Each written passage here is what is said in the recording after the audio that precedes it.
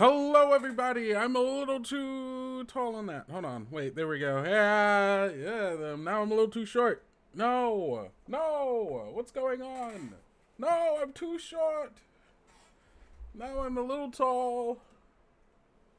Just right. Hey, everybody. Welcome back to another episode of Kobold Chats. My name is Kendo, whichever you prefer. And it's Friday once more. The end of our week. Middle of our day. Maybe you're at lunch doing, whatever. Maybe you're just at home hanging out. Whatever it is you're doing. Thank you all so much for being here with me. Talking about one of my favorite things in the world, Kobold Press. And just a bunch of tabletop RPG fun stuff that I get to talk about here with all of you. You're on lunch at work? See? There you go. Perfect time to spend lunch, I think, personally. Glad to hear it. But yes. Hey everybody. What are we oh gosh, we got so much we gotta do today. I'm trying to think if there's anything off the top of my head that I need to talk about. I don't think so. So let's just figure out what we're doing today with Jiro. Hello! So, first and foremost, gang, we are so close to the end of the RiverBank BACKERKIT campaign? Yeah, that's the right word. There it is. Oh, wrong thing. We are here with RiverBank. We only have 5 days left for this cozy RPG campaign. We are sitting at a nice $132,000, which is absolutely amazing. If you are one of the many people, one of the over 1,000 people who have helped back RiverBank, thank you all so much for helping make sure that this book happens, and so that we can help make it even better, because we get to add more stuff with all of the stretch goals, and you all get to get cool fun stuff as well. We've already passed most of our stretch goals, right? Looking down here, we've already got that RiverBank character sheet PDF, which was a bare minimum. If we got funded, you were going to get it, right? We also got 2 new scenarios, the old Greenies Days scenario and a solo scenario, which makes me think RiverBank could be played as a solo game. It definitely can, because it's also GM-less. It can be played GM-less as well. So I think that all works out in its favor. And we also get the Riverside chat, where you get to sit down, talk with Kid Johnson and some other people, talking about what makes a cozy RPG in the first place. And I think we've already done that. So backers already have access to that Riverside chat, because it's already happened. And last but not least, if we get that 150K, we get a video where we get to explore the different animal characters that are already like a part of the setting of the RiverBank, which should be a lot of fun.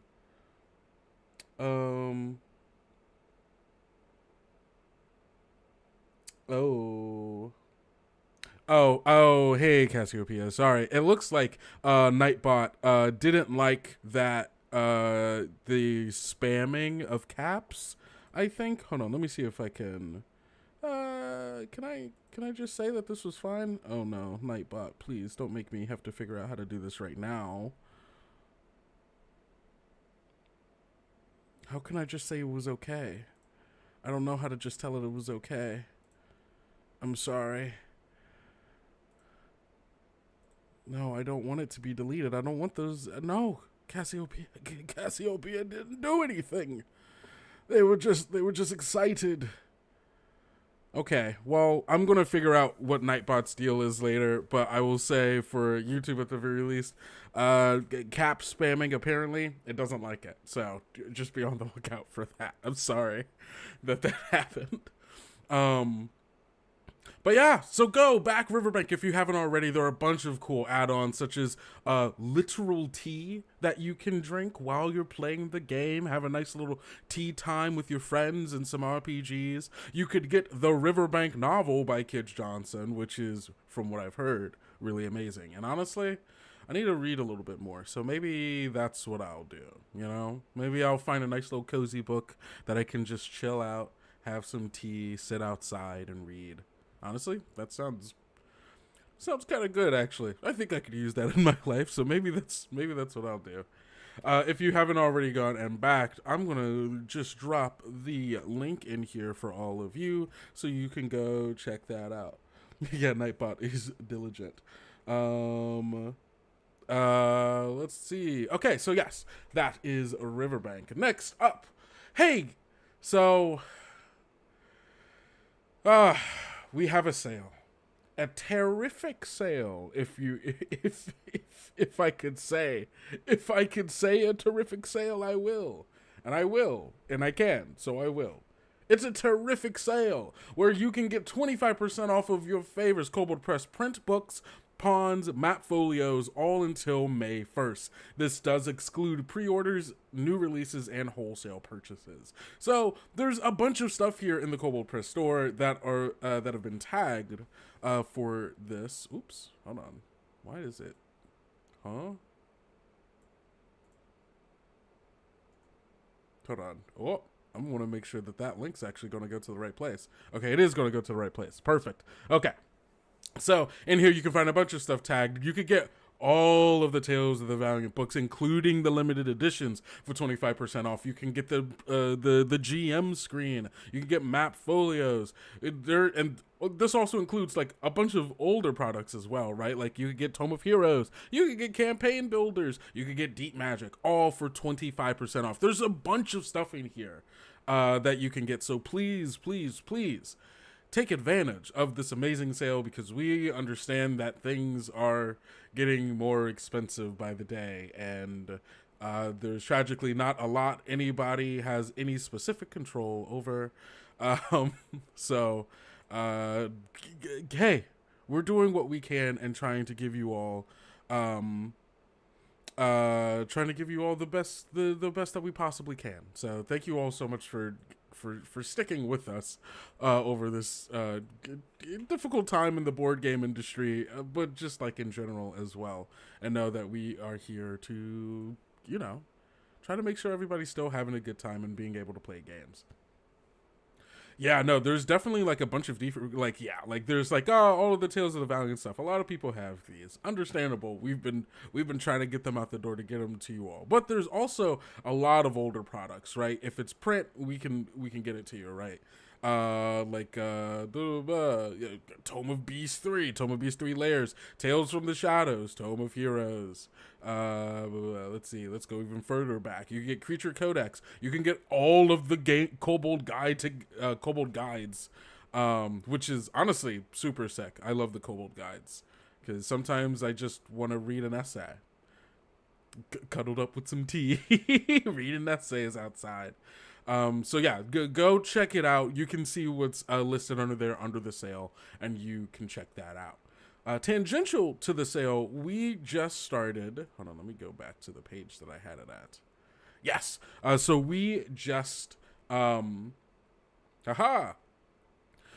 we put together an epic adventure collection, a bundle of some of I think 11? Yeah, 11 specifically adventures, PDF adventures that we've been putting out over the past year or so that Tales of the Valiant has been out. You can go get them all bundled together. So there are adventures from like levels 1 to 7 in here, and then you get Trouble at Mossbeard Mill, Caverns of the Spore Lord, Hidden Tomb of Nargoth, Adventures of Dib, Clattering Keep, Secret of the Silver Room, Sunken Pit. Like, there's so much here. Like, these are some awesome adventures, and you don't want to, this is so cool, right? If you're looking to, I would be so interested to see what it would look like for someone to take all of these adventures and try to string them along in a campaign. That'd be kind of wild, but I think it's doable.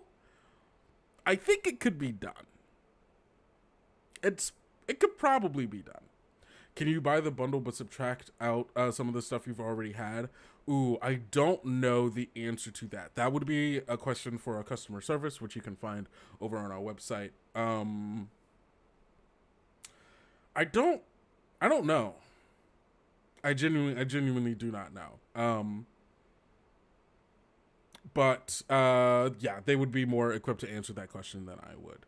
But for people who don't own some of these adventures already, you can go get all 11 of these adventures for $43.91, which is a nice little price cut from what it would be getting them all together. Plus, I think, are these also following under the sale? I don't think they're following under the sale. Oh, no, this is just the bundle sale. Okay, understood. Heard chefs in the kitchen. So yeah, go check out, did I already link this? I did not link this. Let me do that really quick. You can, and plus you can find all of this stuff obviously on the Kobold Press store if you're just going to the main page. Like this, the terrific sale is up here at the very top, and then for the bundle, if you go, where am I? Yeah, if you go on over to the store, and then it loads, yeah. You can find, of course, all of our featured stuff here. Getting started with Midgard and new releases. Boom, the Epic Adventure Collection. So, go check that out. If you know a GM out there looking for some adventures that they would like to run in Tales of the Valiant or even 5th edition, it's a great starting place. All of those adventures are pretty sick, and if I were a player, I would love to sit at a table and play all those. So. That's just me. Next up. So, of course, so if you saw the description of this and you're seeing the title, we're going to be looking into Campaign Builder Dungeons and Ruins.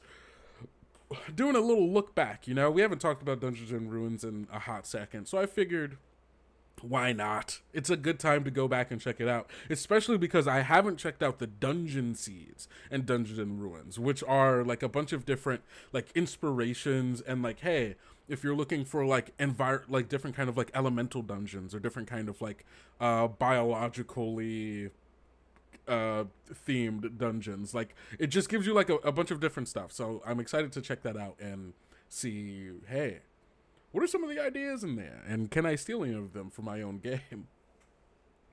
Any dates on when Book of Blades releases? We currently do not have a date for when Book of Blades releases, but once we know, I will be letting you know as well. Of course, all of the craziness of the world has made us have to shift some gears in certain areas. So we're trying to figure out how and when everything that we want to come out is going to come out. So once we have that information, we will be letting you all know. But before we get into Dungeons and Ruins, I wanted to take a look at the Jungian archetypes. You know, I love the blog. You know, I love the Kobold Press blog, and the editor of the blog, Jeff, has made two new blog posts talking about the Jungian archetypes and how to turn those ideas and those archetypes into characters. And so yeah, we're gonna just check that out because I've heard that people have been liking it, and I haven't looked at it myself, so this will be a good time, I'm sure. So, if you want to follow along, so we're going to be looking at part 1 and part 2. Part 1 came out, 17th, so last week, and then part 2 came out 2 days ago. So we've got some decent bits to look over here, and I'm interested in what this is. Is it going to explain Jungian archetypes, or am I going to have to explain Jungian archetypes? Okay. No, I think it does. So, okay. I'm not going to have to explain what Jungian archetypes are. I don't think. If I get enough into it, it feels like I still need to, I will, but we'll get there. Hold on. Let me parch my, no, not parch. Sate my throat with a bit of water. Okay.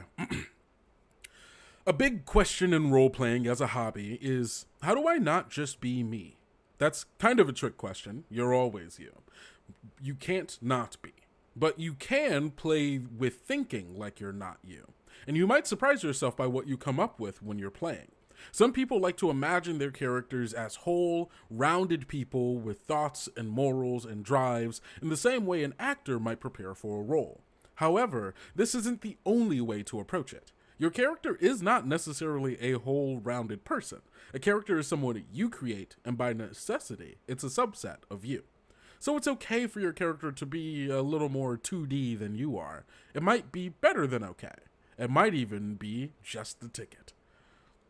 So, let's find your character. One way to develop the character quickly is to find an archetype and use it to inform your decisions. Archetype is a word that gets thrown around in gaming and role-playing. This particular use of the word refers to Jungian archetypes, as defined by the Swiss psychologist Carl Jung. He theorized that certain behavioral patterns keep occurring in humans, and he named 12 original patterns that humans keep coming up with. He eventually called them archetypes. Jung believed that these archetypes, these patterns, occurred across places and eras. They keep happening, transcending an individual experience. Note that for our purposes of this article, a lot is being glossed over or ignored from Jung's theories. There's plenty of good takeaway without going all Psych 101 here. Archetypes are not like star signs or personality types. You don't necessarily find one and proclaim, "It me." A real person will display all of these patterns at different times. Characters, though, they can be more behaviorally shallow. You can pick one and let its pattern guide your character choices. If you wander out of it and start acting like a different archetype, or none of them, that's fine too. People aren't only one thing. But you can use an archetype's wants and fears as a template of sorts to behave in character in a way that is different from how you'd normally react to circumstances. So basically this is saying that you could take these archetypes and think of your characters in them as each of them have wants and fears and certain behaviors that they tend towards. But you can also, and you can use that as a starting point, and you can either continue that to help give yourself some continuity as to who this character is, or you can watch as your character grows and changes through multiple archetypes or even none of them at all. But what these are helpful for is giving you a starting point to understanding who is this character and what do they want, especially if you're trying to play a character that is very different from you, right? Like if you tend to find yourself being the caregiver, right? If you're a caregiving person and you tend to fall under those behavioral, patterns, as Jung would call them, or archetypes, as Jung would call them, but you wanted to play more of someone who was the ruler, then this would give you a good place to, okay, what does someone who acts like this, what do they want? What do they fear? How do they behave and how do they connect with other people? And you can use that as a way to be like, okay, how do I play this person who isn't me? Which I think is a cool way to think about it, and is just a fun way to use the Jungian archetypes, just like in general, I think. So, there are 12 agreed upon archetypes. This article will look at 6 of them, and we'll cover the other 6 next time. Each entry lists identifying wants and fears, and some notes about how to roleplay with them. Then each entry closes with a short list of classes that typically play into that archetype. Of course, any class can fit any archetype, but some are easier to imagine than others. The innocent wants happiness and freedom. Fears not fearful enough, actually. The innocent doesn't really fear anything, and that's part of the bite of the archetype. An innocent wants to do things the right way and assumes that good intent and faith will solve the problems. On the downside, the innocent is dependent on allies and is inclined to obey what they're told by people they trust, without questioning or trusting their own instincts. They tend to blame other people or bad luck for things that go wrong instead of taking responsibility for themselves. Good classes for the innocent are the bard, clerics, druids, and sorcerer. These kind of classes that we know, some of them they're all very people-oriented, and they all typically are very talented and capable people in and of themselves, but maybe gives away some of their agency for the benefit of others, especially clerics who are wanting to do the right things and gives their agency to the gods they worship, or druids giving themselves to what is good for nature and the elements and the balance of the world more so than what they individually want. The hero wants to prove worth through courageous acts. and fears, weakness, and vulnerability. Every RPG adventurer wants to be the hero at some point. The hero displays courage and motivation to face fears and overcome challenges. A hero seeks competence and strives not just for victory, but to avoid losing. When a hero archetype goes over the edge, they shy away from challenges or self-sabotage with reckless behavior. They push beyond sense to achieve while secretly working to fail.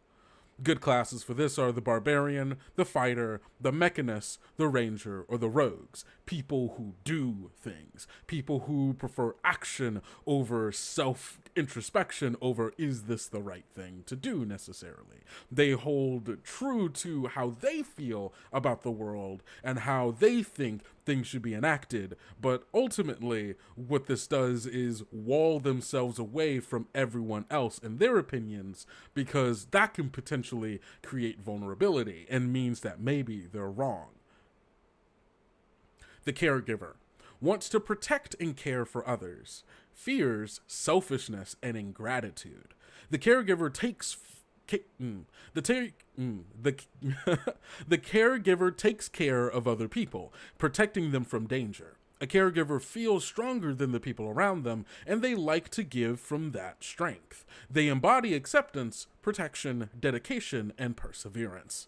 When the shadow arrives, a caregiver turns manipulative. They feel exploited and martyred, and to receive their denied reward, they attempt to pry recognition out of people with guilt and shame, reminding them of the caregiver sacrifice. Everyone's terrible, terrible mother or grandparents. The hero archetype makes for a sweet fallen hero too. I think so as well, because that's the kind of person that's going to go in, do what they think is right, and even when it goes wrong, they don't want to admit that maybe they made a mistake. It had to be the right thing, or else I wouldn't have done it. Possible good classes for the caregiver are clerics, druids, fighters, monks, and paladins. Very self-sacrificing people. And I like that it makes this note about, like, what happens when things start going wrong, right? When when people don't care about what the caregiver has done for them, right? When they don't feel appreciated or accepted or cared for themselves, they can turn manipulative because, well, all of that pent up frustration of all of the things that I've done for you, and you never once said thank you. Think of all the things I could have done for myself. I could have been selfish. I could have harmed you, but instead I chose to care for you. Why don't you care for me in return? It's very manipulative in a way that can make for a really interesting, like, character dynamic between them and another character once, like, things start, like, you've been adventuring with people for a long period of time, you know, you've been out with these people for a couple of months, helping keep them alive, and, you know, I never once heard a thank you. Remember when your ribs were broken by that orc who slammed you against the door back at the fort? I'm the one who mended you back together. And here we are, all these weeks later, and I still haven't heard a thank you for it. That's the caregiver. That's the bad caregiver. The anti-caregiver. Let's see. Next up, we have the lover, who wants intimacy and connection and fears loneliness and rejection. The lover loves loving and being loved. They emphasize beauty and whatever is pleasing to the senses. They pursue personal interests and seek to become attractive, both physically and emotionally, loving themselves to make it easier to love others and be loved. A lover fears rejection and pushes people away as a preemptive defense. They ask too much, feel restless, and become needy and lifeless. Personal interests become vices and addictions in search of things that can bring the feelings back. Good classes for these. Barbarian. Ooh, that's interesting. Bard, druids, rogues, and sorcerer. A lot of charismatic characters, and also a lot of headstrong and passionate characters as well. The sage wants to learn the truth and fears being misled or being ignorant. The sage is educated, knowledgeable, and wise. Sages tend to live in their heads and can be quiet and introspective. They want to understand the world around them and use their minds to do the analysis. Whenever good sages go bad, they're critical and perfectionist. Nothing meets their ever-escalating high standards. In the worst-case scenario, the sage is so detached that they miss the truth that they yearn for. Good classes for these: bards, mechanists, monks, warlocks, and wizards. People who are very, very headstrong. They have their own thoughts and ways and feelings about how the world should work and how they should interact with it. And, well, let's just say they also don't necessarily feel great about being wrong or people trying to trick them, because they believe that they're probably the smartest or wisest person in the room. The caregiver just wants a hug and a thank you and a treat. So true. So true. Who doesn't want to be thanked for their work, you know? And then finally, for part one, we have the ruler, who wants control and prosperity and fears chaos and being overthrown. The ruler wants to exercise power and leadership. They don't just want it done. The ruler wants to be the one to do it. When a ruler is on the rails, they're stable and a solid role model for excellence. When the ruler goes off the rails, they become tyrannical, ordering everyone around them to fulfill even unreasonable wishes. A bad ruler won't delegate and can't admit weakness. They exploit others to get what they want and can go from hero to villain by seeking right ends with utterly wrong means. Good classes for this: barbarians, mechanists, paladins, rangers, and wizards. People who have power over others or power over their domains and are very much willing to use it to do what they think is the right thing to do. So, do you see your current character in any of these roles? Try playing into it and see where it leads you. Amazing. And then let's look at part two. We're just going to jump right on in. I think... yeah, this is the same part as from before, so we're just looking at the archetypes here. Hello, Christian. I feel like a good ruler shares many qualities with caregivers and heroes. Yeah, no, absolutely. Like, the ruler is, I feel, a character that ties in some of the good aspects of being a caregiver and a hero, assuming, you know, best case scenario, right? This is someone who wants good things to happen for those they have power over and those that fall within their domain or, you know, jurisdiction. However, they also fall into some of the similar, like, bad aspects of those things as well, right? They want to be acknowledged and feel appreciated for the good that they do, right? And they also think that they are right. And a lot of that is the burden of leadership, right? When you are in charge and you're making the decisions, people are looking to you to be right, or as close to right as you can be. And so you will protect what is right, or what you think is right, as much as you possibly can, because to fail from that maybe puts into question your ability to be the leader in the first place. A great character archetype to kind of play with, especially if you're doing like political campaigns, or if you're doing like there's so much there that I think can really be a lot of fun to play with. Next up here we have, hold on, wait, I'm gonna drink some more water, kind of freshen up the throat. Delicious. Here is the link for the second part. Okay. So first up we have the explorer, who wants freedom, authenticity, but fears being trapped in emptiness. The explorer archetype wants to, you guessed it, explore. Adventure, discovery, and seeking experiences outside of what they already know is their thing. This can be a step out from the limited experiences of a small society or childhood, or maybe it's a larger urge to discover the whole wide world. An explorer over the edge is unfulfilled and reckless. They hide from responsibility or hard tasks in favor of a new adventure. In extreme cases, the explorer ignores danger completely and to escape their perceived trapped state, experiments with addictive substances or heedless thrill seeking. Good classes for this are barbarians, fighters, rangers, rogues, and sorcerers. Characters who throw themselves into the midst of chaos and, very much going on that thrill seeking, right? Rangers and rogues very very much going out and exploring, looking for new things, trying to map new pathways or trying to find the next thing to steal. And as sorcerers and barbarians, these people imbued with a passion and power and competency to do things, and now they want to go and do it. Next, we have the orphan, who wants connection and belonging and fears standing out and being left out.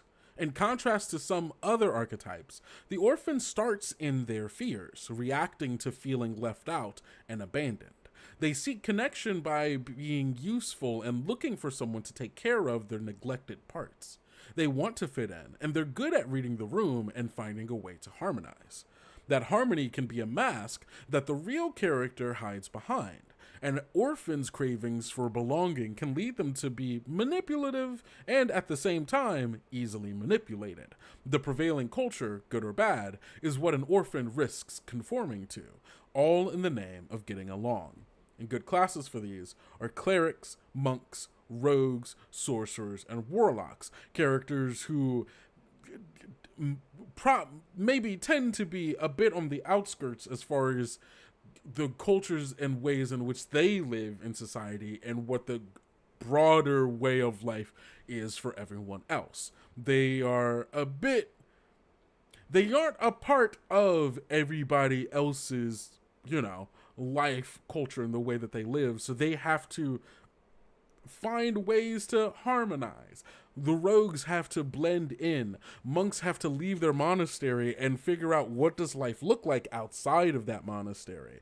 Clerics, very similar, but with their faith. And warlocks, probably, if you're someone who had to make a pact with some extraplanar entity to get some power, you probably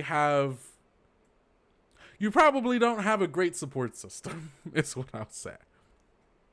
The rebel wants revolution and change, fears powerlessness and ineffectuality.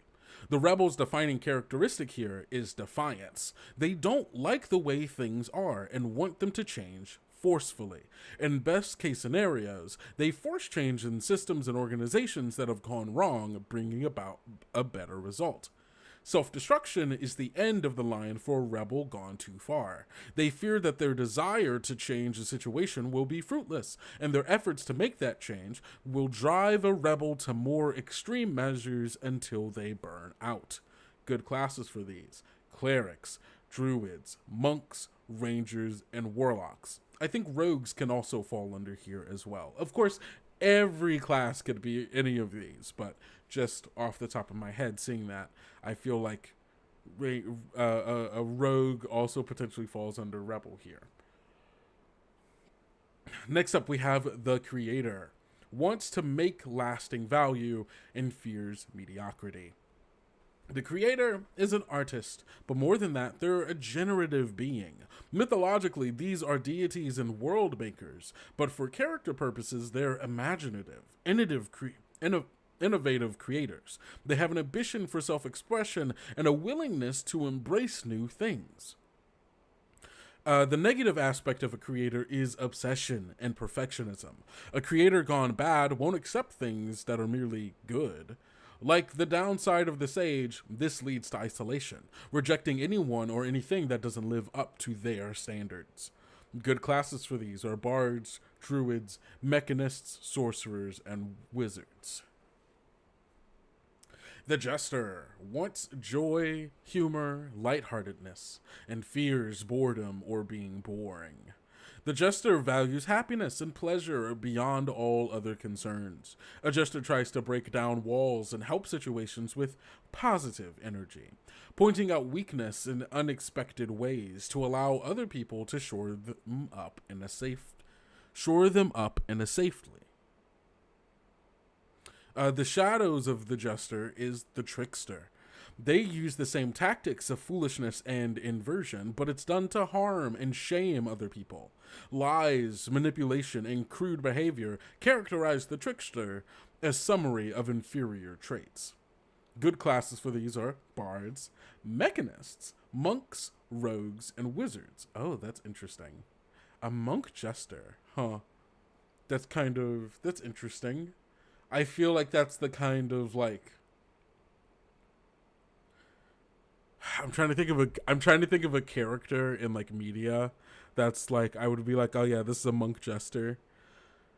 I feel like some of Jackie Chan's characters can probably be like that because they're very like he's a comedic actor, right? And like a great martial artist, but there's like a lot of comedy and like entertainment that's like a part of that. So I feel like that feels like a little bit like that to me, I think. Oh, an anti-paladin who was a hero turned rebel who went too far. Ooh, that's fun. I like that. The magician wants to make dreams come true, fears unintended consequences. The magician is a pretty straightforward archetype to imagine in a fantasy game. The meaning of it is about using secret knowledge to make change. A magician sees the hidden patterns and secrets under the surface of things, and they use that secret knowledge to bring a vision to life. When the magician uses that secret to selfishly manipulate others, the archetype has gone off a cliff. These characters might gather power for its own sake, or to enforce a destructive agenda.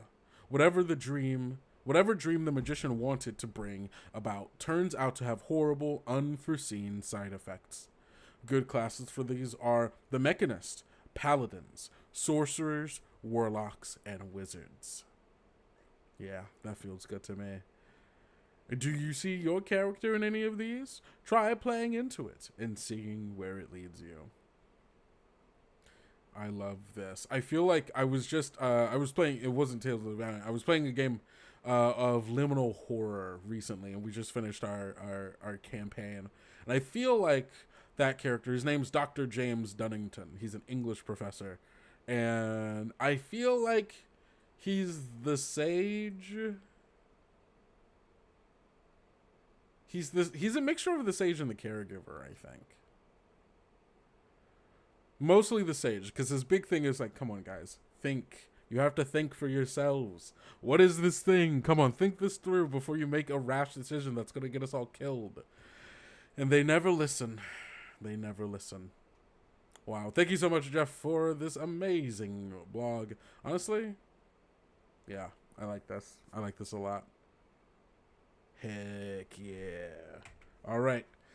So that's the last of the Jungian archetypes. If you want to check that out more, please go to the Kobold Press blog, and the links are already in all the places, so you can go check them out there. Yes, the last thing here is talking about dungeon seeds from Dungeons and Ruins. And we're going to get to it right after a quick break, because I have to use the bathroom. And then once I do that, so you also go use the bathroom, get some water, get a snack, whatever it is, do that. And when we come back, we'll be talking dungeon seeds. See you all then.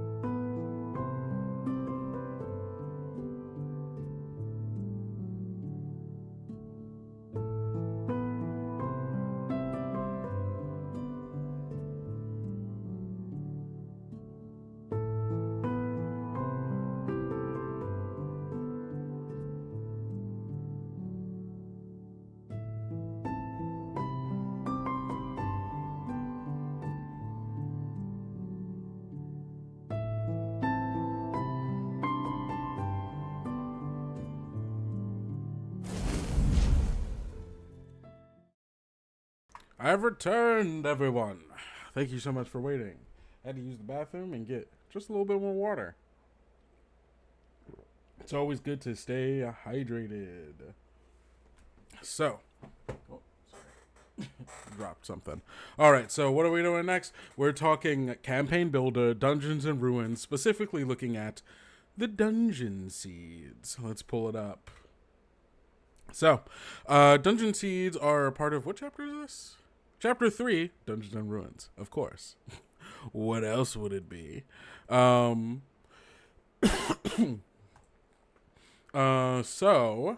yeah, let's just take a quick look at this. Dungeons can take on whatever form is needed. They are, after all, the stage upon which the PCs discover and respond to the narrative. If a dungeon needs to be the final rest for a long-lost civilization that tragically fell to its own hubris, done. Excuse me. If it needs to be a mesmerizing underwater labyrinth filled with strange creatures and landscapes untarnished by mortal hands, done. If it needs to be a mysterious, broody mansion outfitted to study the stars and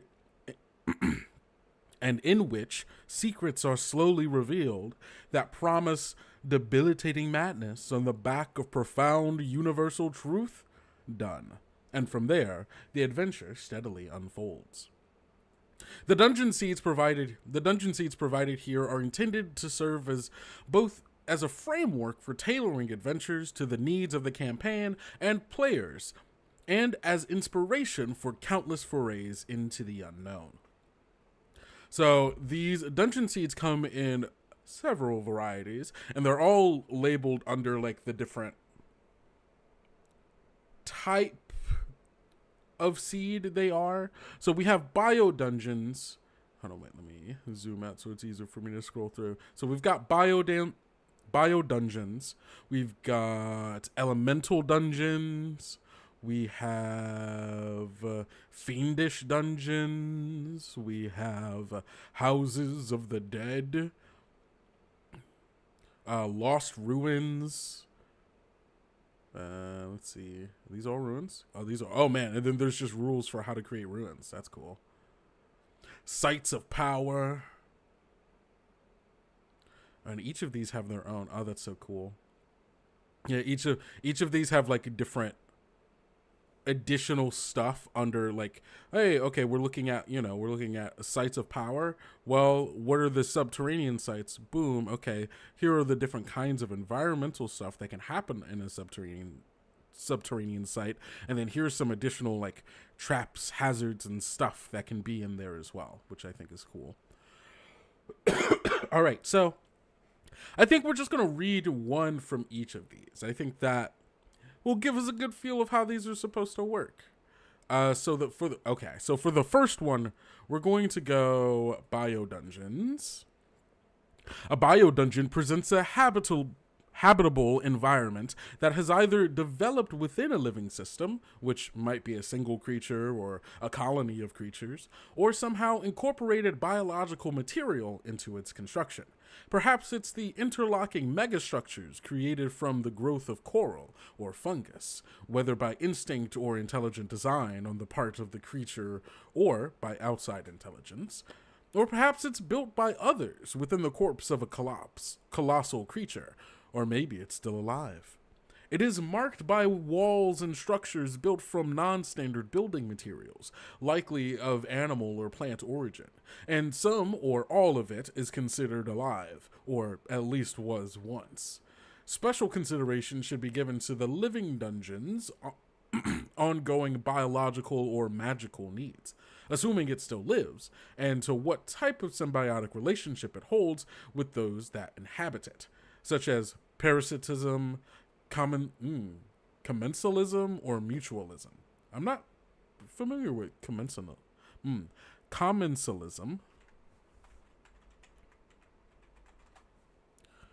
An association between, how do I pronounce this?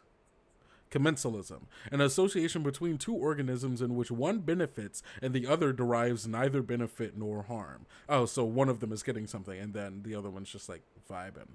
Okay, cool. Good to know. So in here we have coral caverns, fungal enclave, heart of the world tree, sentient sanctum. Okay. How about, I love fungi. We were talking about fungi the other day when I was making a character, so let's do that. The theme here is evolving fungal labyrinth with mysterious intelligence.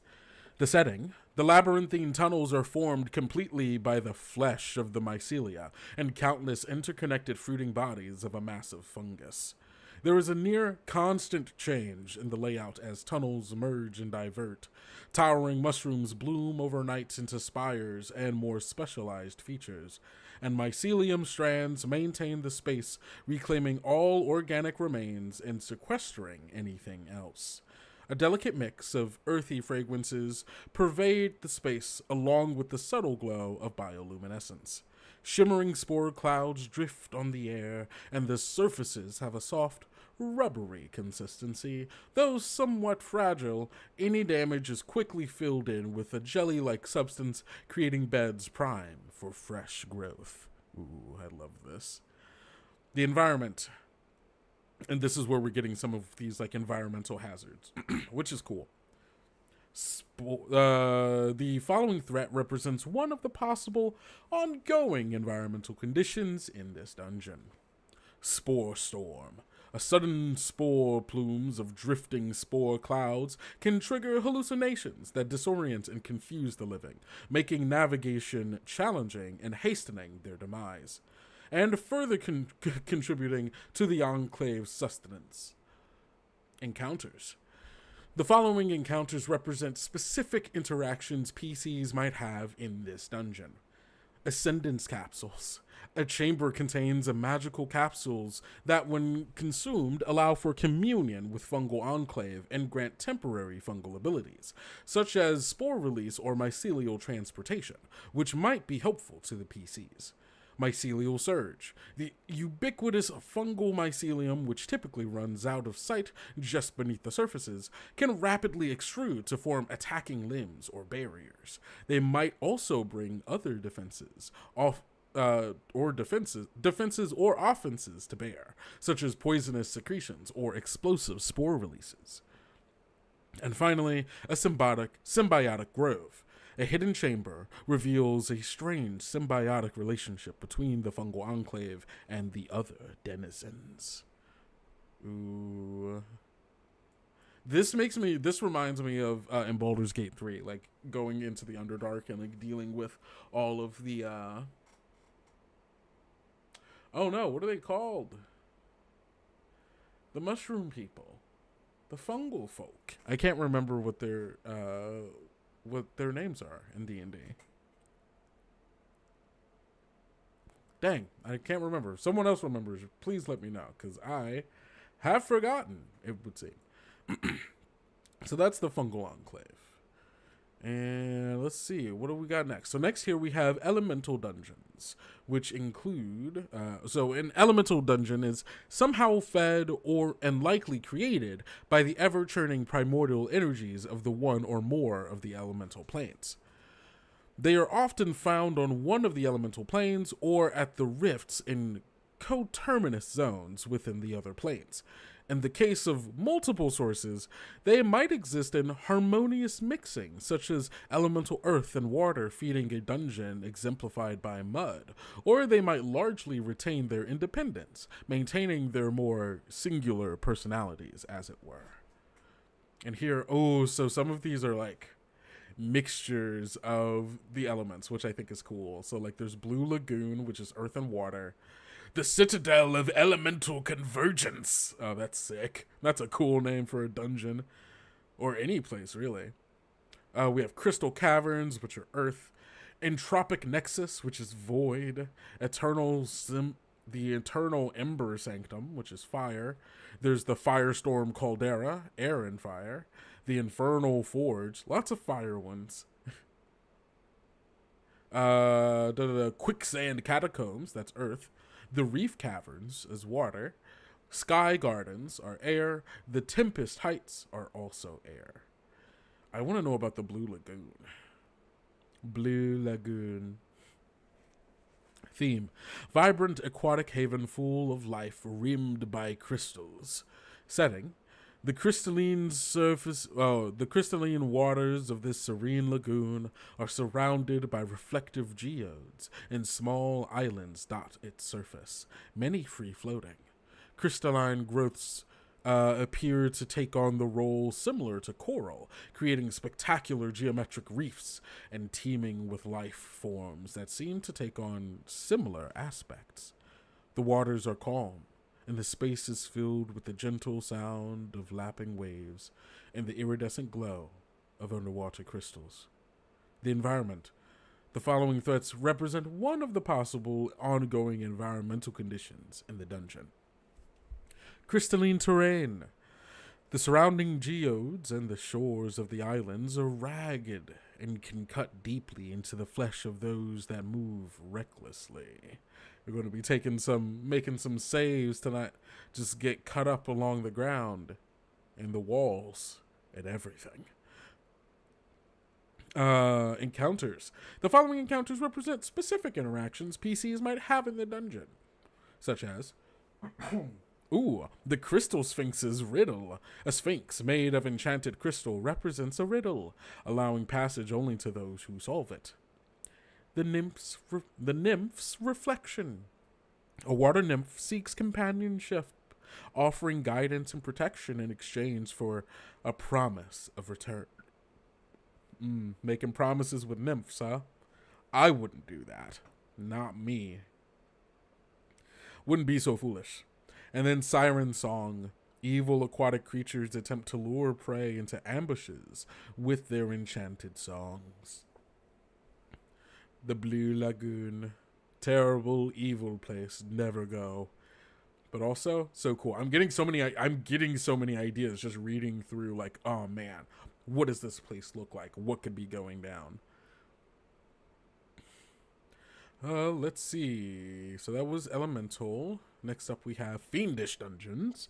A Fiendish Dungeon is, well, operated by fiends. They might breach gaps between the hells and the material plane, or they might exist just about anywhere, whether built by fiends for an express purpose, such as the harvesting of souls, or simply repurposed from conquered or abandoned sites. Here we have Abyss of Eternal Chains, Arena of the Damned, Citadel of Infernal Machinations, Confessional. Okay, wait, that's the one I'm reading. Labyrinth of Deception, Sanctum of Despair, Sepulchral. I know how to say this. The Sepulchral. I'm remembering it mostly from Skyrim. Because there's a sepulcher. Yeah, there's the Twilight Sepulcher. And then this is the sepulchral arteries. God. My allergies. Soul Forge Crucible, or the Torture Den. Well, hello. I'm doing all right. Today, we're going through Campaign Builder Dungeon and Ruins. We're looking through the dungeon seeds here, which are just like a bunch of different like inspirations for dungeons based on like different like, you know, themes and such, and it also gives you like possible environmental hazards and encounters that could be happening during it. Right now we're going through the Fiendish ones, and I said I was going to read the one that was titled Confessional, yeah, because I saw this and was immediately like, now what is this? So the theme here is a citadel used by devils to extract payments from those who have violated infernal contracts or angered the higher hierarchy. Oh, that's good. That's the good stuff. Setting, the expansive prison complex is layered with cells and twisting, overlapping corridors, entwined in an intricate maze-like complex. At its ominous core stands a courthouse, a domain of inquisition ruled by merciless devils. Anguish cries of the accused reverberate through endless rows of cold iron cells. The drone of endless charges, legal litany, guilty verdicts, and whining pleas of mercy drifts through the darkness. Across the cold, damp walls, the flickering torchlight suggestively backlights horrific shadows of despair. The environment here has soul-extracting devices. Magical devices in the cells drain the essence of prisoners, using it to empower the prison and its denizens. Oh, that sucks. That sucks so bad. Encounters. The following encounters represent specific interactions PCs might have in this dungeon. Corrupt Inquisitor. A devilish inquisitor manipulates trials for personal gain, willing to make deals to maintain its authority. Administrative demons ensure the prison's efficient functioning, punishing those who resist. And wrongfully accused soul.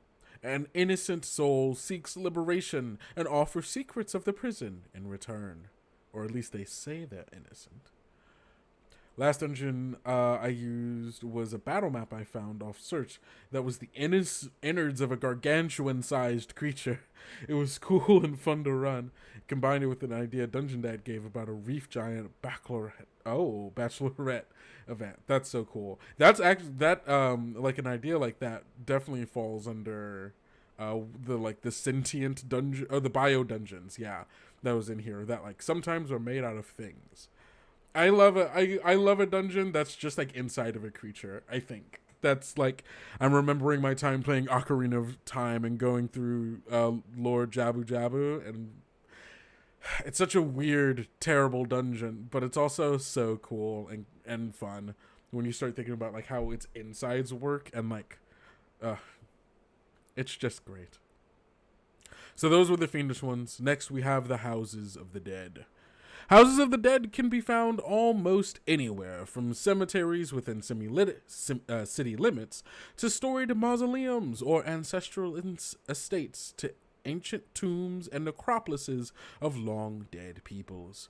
The only requirements are the remains of the dead. Ancestral mausoleums. We've got the arcane morgue, we've got a burial mound, we've got the family crypt, we've got the forlorn graveyard, we got the royal tomb, and we've got the sacred necropolis. Let's go forlorn graveyard. Also, this single figure here, terrifying.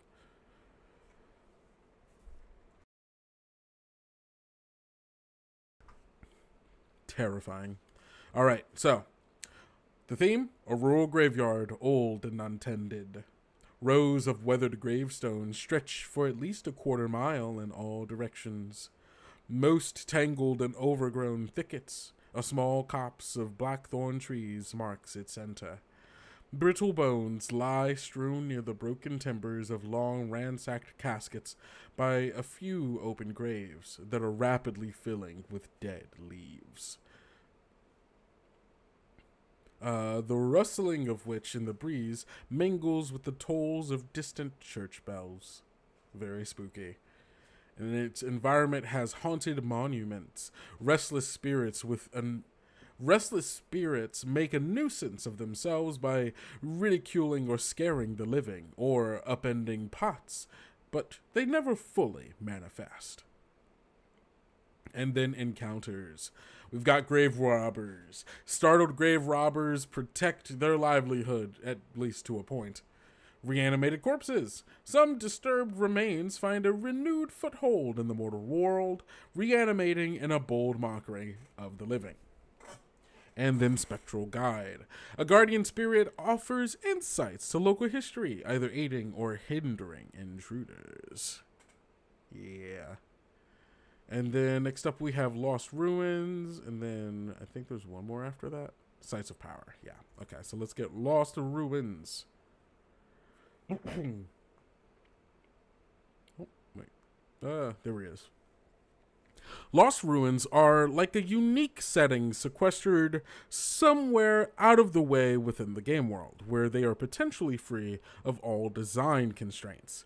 The discovery of such sites and the hidden or forgotten peoples who created them provides the opportunity to introduce new creatures, unique types of magic or technology, and strange lore or alternate histories. The results should be just as weird as they need to be. I like that. I actually, in a game that I was running last night, I was definitely brought the players to a place of like that I would call like Lost Ruins, where it was the city, this like abandoned city, like after like some like terrifying, terrible event like destroyed it, and now it's like miles and miles overgrown with wheat, corn, and soy, just haphazardly strewn about, with a lake of glass in like a cratered lake of glass with this alien looking like water vessel in it, and like that's my jam. I love a Lost Ruins.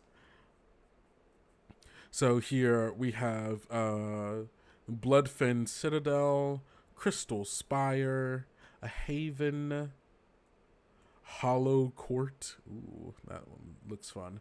Monastery of the Open Mind, the Twilight Sands. Oh, Systems of Belief. Wait. Huh? Wait, what's the Systems of Belief for?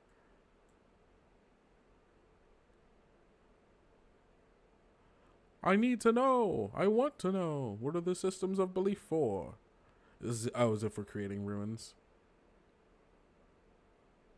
Yeah. Okay, cool. Love that. Okay. Twilight Sands, Veiled Oasis. Let's go. Ooh, maybe next time we'll create a ruin together. Ooh, that'll be fun. We'll make we'll use the rules from Dungeons and Ruins to make some ruins. But of these things, I think the one that intrigued me the most was Hollow Court. So let's do that one. Ruins of a large subterranean city, a portion of which is still populated by a shadow cult. Oh, no, you're gonna get out of here, bud. You're banned. Sorry. Okay. Sorry. On Twitch there was a spam bot, so I had to get them. God, my allergies. Okay. Within this is what I get for taking a step outside. Within the ruins of a large subterranean city, a portion of which is still populated by a shadowy cult. Within a vast, lightless cavern lies the remains of an ancient temple city, dedicated to the goddess of night and the underworld. In centuries past, high priests who called themselves the Hollow Court used dark rituals to harness the shadows, but the rituals attracted the attention of ancient, shadowy entities that drained life from the living and turned the place into a realm of lifeless shadows. The air is thick, with the perfume of burning incense, and light sources struggle to push back the perpetual gloom. Ominous whispers are forever in the air due to the perpetual ritual performed in the temple. Exhausted performers are replaced from a succession of rested cultists within the ritual so that it might continue undiminished and without pause. Environmentally, we've got the Shadow's Embrace. While the shadows are especially dense and resistant to being dismissed by light, that light still manages to keep the shadows at bay, for without it, they would claim all sanity from the living. So, having some spots of life, some havens in it that the players can use to hide from the shadows. Encounters. Realm of the Shadow Queen. Overseeing the ritual, a gaunt and twisted creature known as the Shadow Queen sits upon an obsidian throne, guarded by shadowy, inhuman minions. The queen bears witness to the ritual and never leaves the throne. Shadowbound cultists. Those that have succumbed to the encroaching shadows now turn on their former cultmates, seeking to extinguish their inner light. They are kept at bay by light sources, just as the shadows are. Ooh, I'm imagining a character like one of these like shadowbound cultists that the players meet before they meet anything else, and like, you know, they're going through the place, it's dark, they've got a torch, and then they meet this person who's like, get down, turn off your light, you'll attract the creatures, you'll attract the shadows. And but like, it's truly just to get them to turn off. Like, I think, oh man, that's such a fun, tense encounter, I think. And Milana Shadow Song, a ghostly bard known as Shadow Song, ministers to the needs of the ritual's performers, and time allowing, paints their stories, their sorrows, and regrets into song to strike back against the darkness. Oh, so sweet. We'll come back to this stuff about making ruins later. And then finally, we have Sites of Power. Oh wait, or is this just a different thing entirely? Oh, this is... Wait. Okay, no, this makes sense. Okay.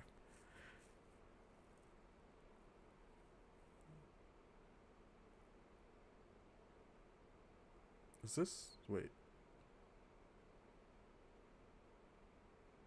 Oh no, this is not a dungeon seed. This is just how you would make any dungeon into a site of power. So actually, we'll talk about this next week as well when we make our dungeon, because maybe our dungeon shall be a site of power. So look forward to that. We're making a dungeon. We're making a ruin/dungeon next week. So it's gonna be fun. I'm gonna make a dungeon in my Midgard campaign for science fantasy locked ancient vault. Ooh, I love that. I love that. All right, everybody. Yeah, thank you so much for being here. This has been super cool. I now have so many ideas for dungeons. I don't have any Tales of the Valiant games that I'm running anymore because my one just ended. So maybe it's time for me to find another one. Who knows?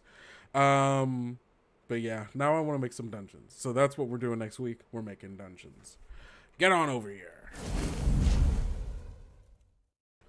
I accidentally muted myself. Hello! Okay, thank you all so much for being here. This has been such a joy, and I hope you all are excited to make a dungeon next week with me, and also have some games planned for you, because now that my Tales of Valiant game ended this week, like we did our final session, and it was so much fun.